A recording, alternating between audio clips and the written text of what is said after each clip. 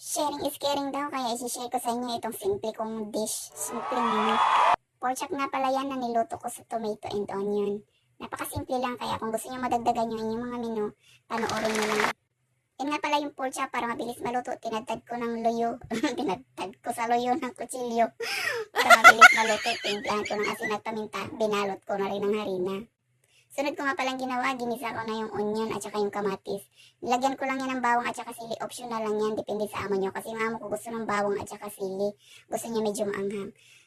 Kaya nung naluto na yung kamatis, lumabas na yung kanyang juice.